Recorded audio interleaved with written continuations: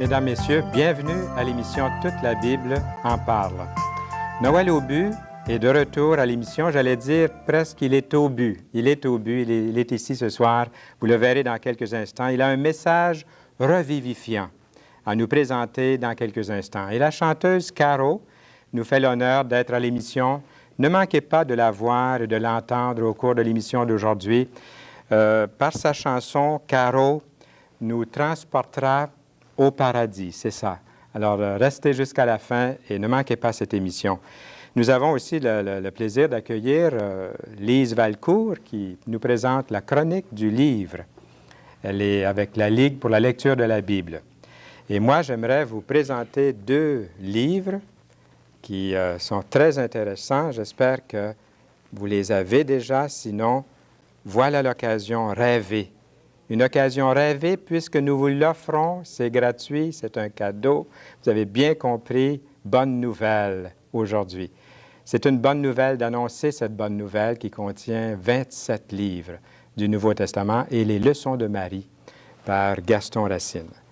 Vous aimeriez savoir quoi faire, comment faire pour recevoir ces ouvrages? Les voilà, les numéros, ils sont devant vous. Choisissez celui qui est le plus près de chez vous.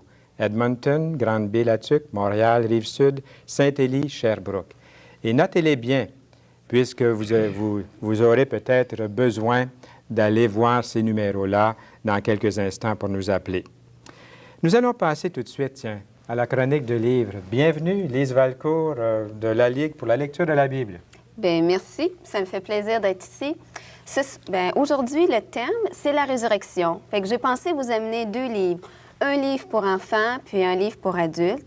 Le premier, c'est « Jésus est ressuscité » de Patricia St. John aux éditions Sator, Ligue pour la lecture de la Bible. Patricia St. John est déjà un auteur bien connu pour les livres d'enfants. Et puis, ce livre-là, il a des dessins à l'intérieur qui sont magnifiques. Ça nous raconte les grands événements de la première fête de Pâques, c'est-à-dire à partir du jour des rameaux, quand Jésus est rentré à Jérusalem sur le dos d'un petit âne, jusqu'à l'ascension, c'est-à-dire le retour de Jésus auprès de son Père. Ce qui est bien avec ce livre-là, c'est qu'à la fin, l'auteur encourage l'enfant à prendre sa Bible et puis à chercher puis à retrouver les histoires qui sont dans le livre. C'est vraiment bien. Un deuxième livre pour adultes, et c'est un livre tout à fait spécial, c'est « La résurrection, mythe ou réalité » par Frank Morrison aux éditions de la Ligue pour la lecture de la Bible. Ce qui est spécial, c'est que M. Morrison, quand il a commencé à écrire ce livre-là, il avait l'intention de nier la résurrection de Jésus. Fait que le titre, « Résurrection, mythe ou réalité », c'est une question à laquelle il a été vraiment confronté. Il a fait des recherches pour écrire ce livre-là, puis en écrivant ce livre-là, petit à petit, il est venu à la conviction qu'il s'est passé quelque chose de vraiment spécial dans cette semaine de la Pâques, dans la semaine de Pâques. C'est comme un reporter témoin qui écrit ce livre-là, puis il nous fait connaître les dessous de l'événement. On apprend par exemple que dans ce temps-là, c'était illégal d'entamer un procès capital, c'est-à-dire un procès qui pouvait amener la condamnation à mort de quelqu'un. Les seuls procès qu'on pouvait faire le soir ou après le coucher du soleil, c'était ceux où il y avait des affaires d'argent. Il nous parle aussi de certains personnages comme Ponce Pilate. C'est qui, son origine, sa personnalité, ses ambitions. C'est vraiment un livre spécial. Ces deux livres-là sont en vente dans toutes les librairies. Puis si vous disent qu'ils ne les ont pas, demandez-leur de les commander. C'est deux bons livres. Merci beaucoup, Lise Valcourt. Ça sortait tout seul, tout ça. Mais j'aimerais que vous mentionniez très rapidement Partage. Malheureusement, je n'ai pas amené un exemplaire avec moi.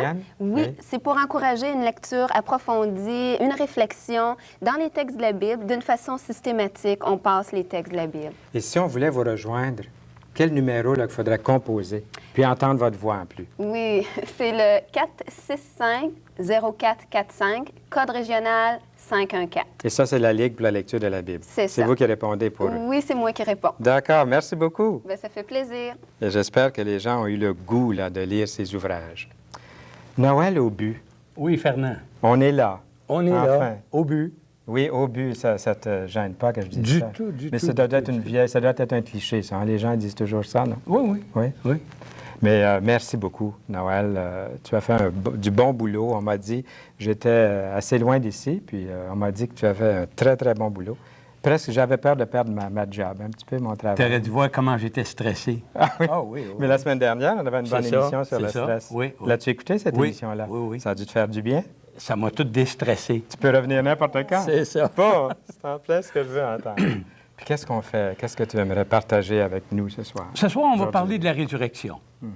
Et puis, le thème qu'on a traité durant les 2 dernières émissions, c'était Jésus-Christ, le Fils de Dieu. Et la raison pour laquelle on a choisi ce sujet, c'est que beaucoup de gens veulent bien reconnaître que Jésus de Nazareth a existé, mais ils disent qu'il était seulement qu'un prophète, un initié qui était parvenu à la perfection spirituelle. Alors nous avions décidé de regarder 3 étapes ou 3 phases de la vie de Jésus sur la terre qui nous démontrent que Jésus est vraiment le Fils de Dieu et non pas seulement ce qu'on voudrait bien qu'il soit, un simple humain. Alors ces 3 étapes ou ces 3 phases de sa vie sont sa naissance, sa mort et sa résurrection.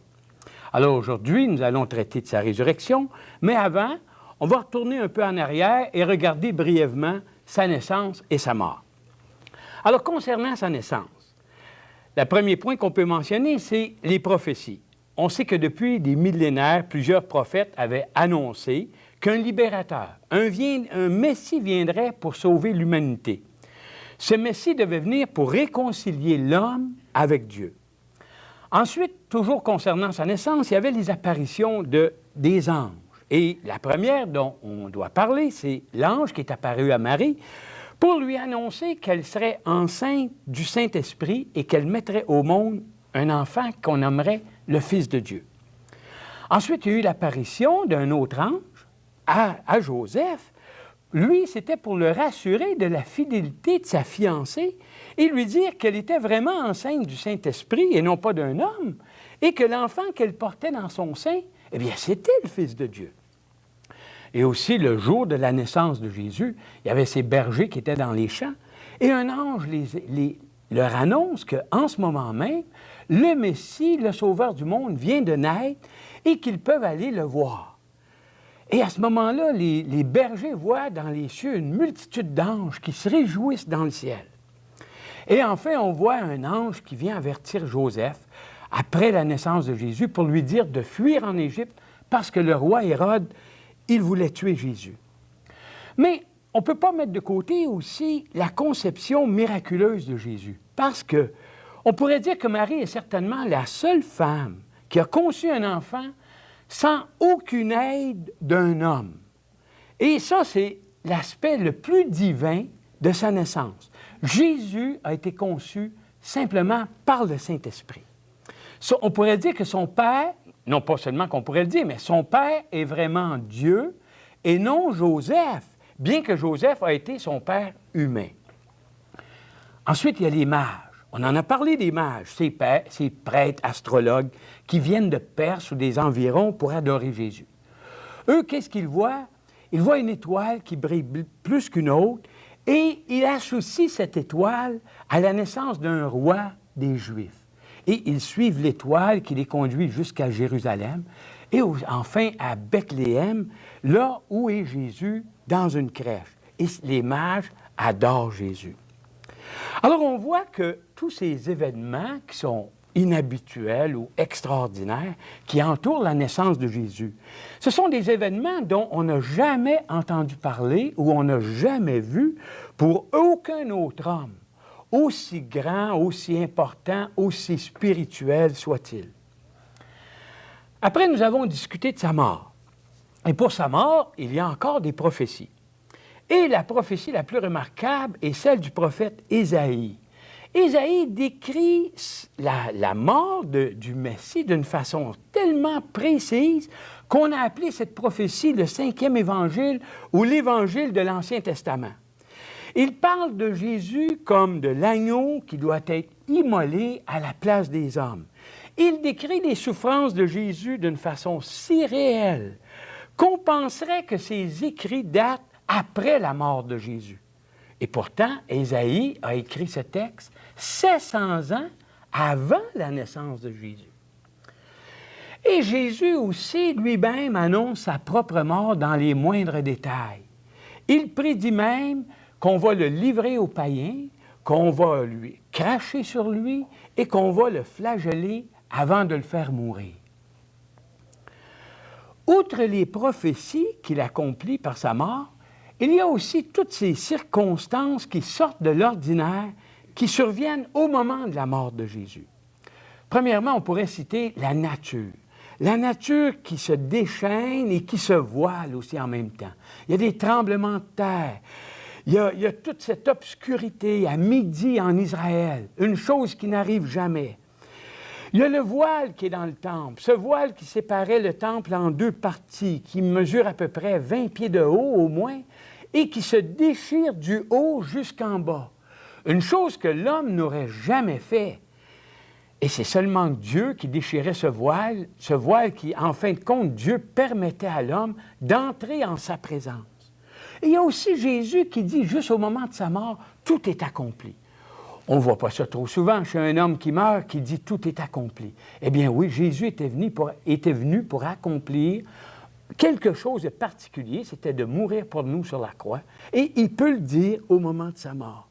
Il y a aussi ce centenier romain, celui qui était responsable, qui était en charge de toute la crucifixion, et puis c'est un païen, et lorsqu'il voit tout ce qui arrive, le tremblement de terre et tout, alors il s'exclame et il dit, saisi de crainte, il dit, cet homme était vraiment le Fils de Dieu. Et en même temps, il y a tous ces tombeaux qui s'ouvrent, ces morts qui ressuscitent. Alors, voyez-vous, encore des événements qui arrivent et qui n'arrivent jamais, qui ne sont pas arrivés, du moins, pour un autre homme.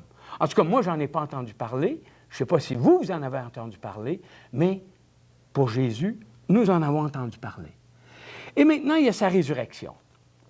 La résurrection de Jésus est vraiment ce qui vient confirmer que tout ce qui a précédé, sa naissance et sa mort, était vrai, était voulu, ont été reconnus et ils ont été acceptés par Dieu.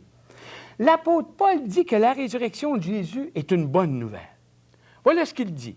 Il dit, cette bonne nouvelle, c'est que Dieu a déclaré avec une grande puissance que Jésus était vraiment son Fils en le ressuscitant d'entre les morts.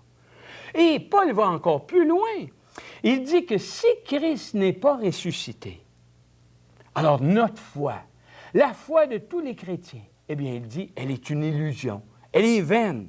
Et même, il dit, ceux qui sont morts en mettant leur confiance en Jésus, eh bien, ils sont perdus.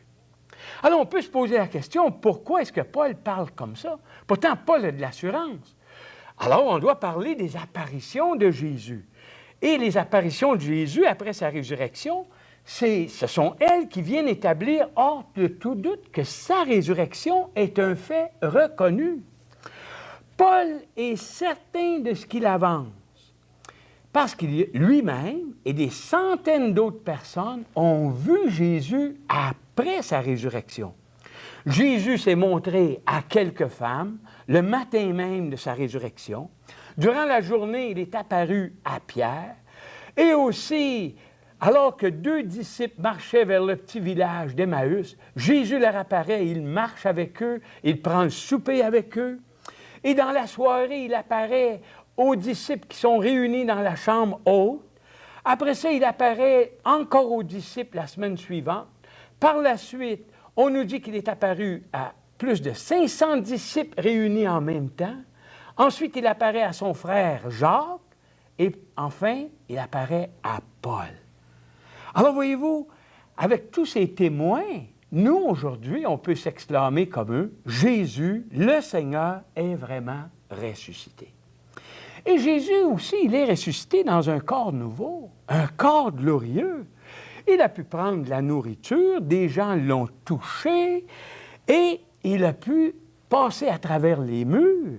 Ce n'était donc pas une sorte de réincarnation, comme on dirait aujourd'hui, mais bien une résurrection dans un corps glorieux. Il y a aussi les prophéties pour Jésus concernant sa résurrection.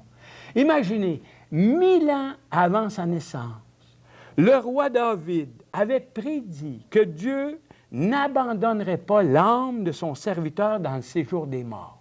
Alors on se posait la question, mais de qui parlait-il? Qui était ce serviteur? Alors l'apôtre Pierre, dans son premier discours, le jour de la Pentecôte, voilà ce qu'il dit. David, qui était prophète, est bel et bien mort et enterré. Il dit, nous savons où est sa tombe. Mais il dit, il savait que Dieu lui avait juré par serment de faire asseoir un de ses descendants sur son trône.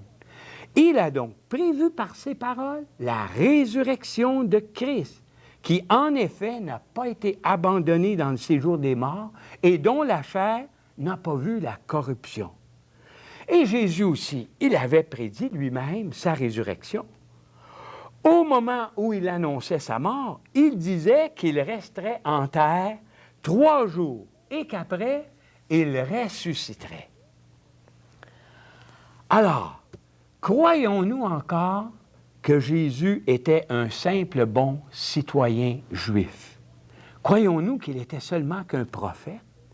Croyons-nous qu'il était seulement qu'un initié, un gourou quelconque, ou même encore une personne qui est devenue parfaite et qui a atteint le nirvana, ou la plénitude spirituelle?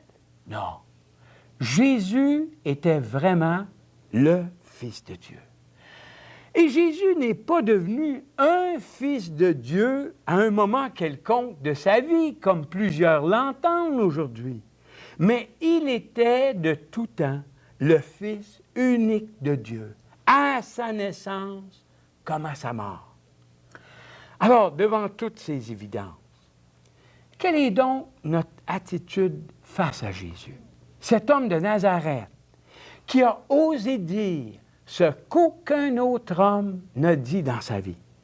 Je suis le chemin, la vérité et la vie. Personne ne vient au Père autrement que par moi.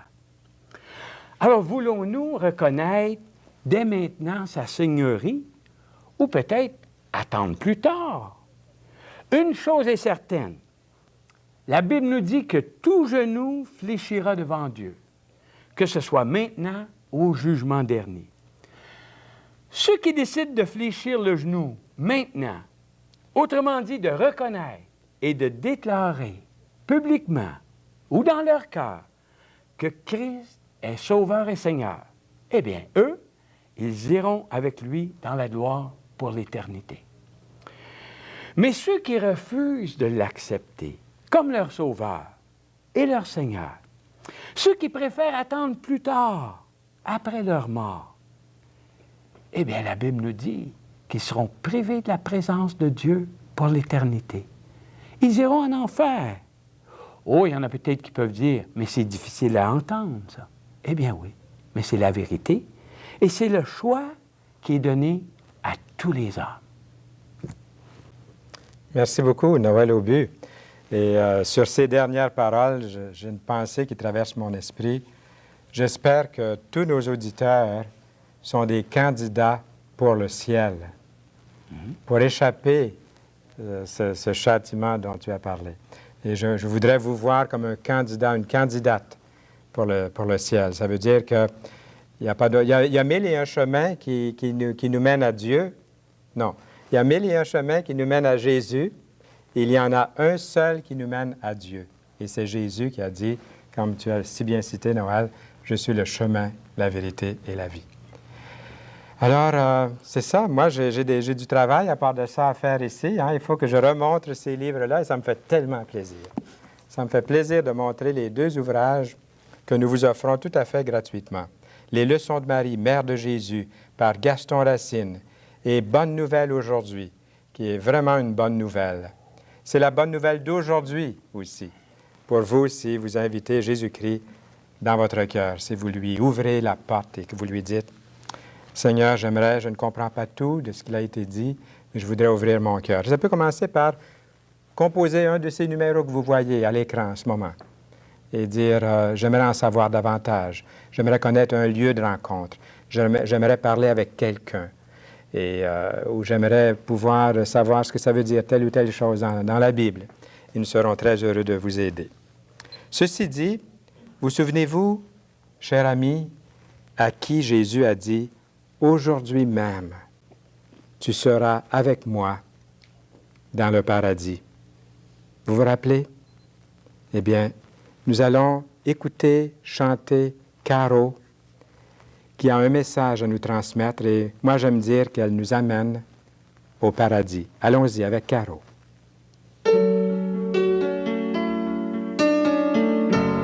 Quand mon sauveur fut crucifié entre deux malfaiteurs, l'un d'entre eux a injurié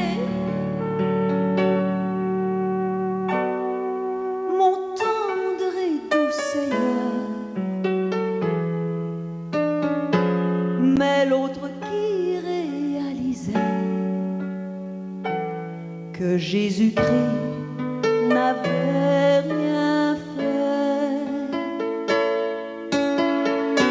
lui dit: oh, souviens-toi de moi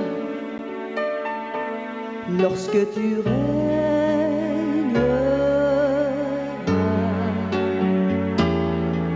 Jésus lui répondit: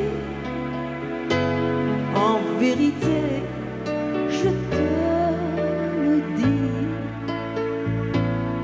aujourd'hui même tu seras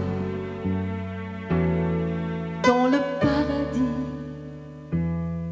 avec moi.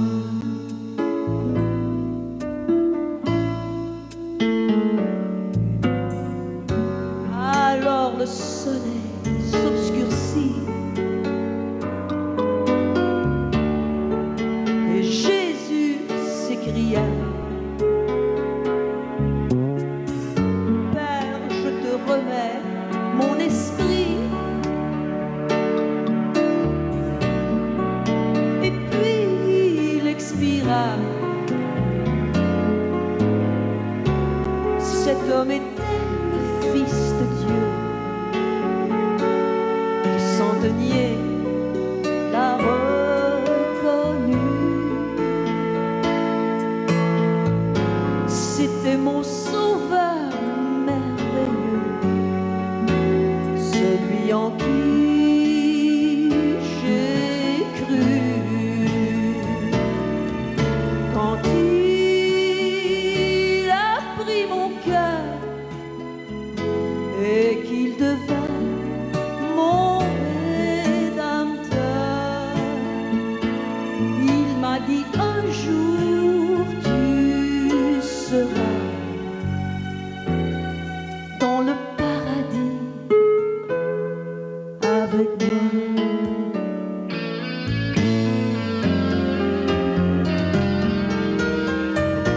Toi qui gémis sous le fardeau de tes iniquités, viens recevoir ce beau cadeau. Jésus veut te sauver. Reconnais le Sauveur parfait qui a souffert pour tes forfaits. En un instant tout changera, il bénira ta foi. Il dira: mon ami, en vérité, je te le dis, aujourd'hui même tu seras dans le paradis avec moi, dans le paradis avec moi.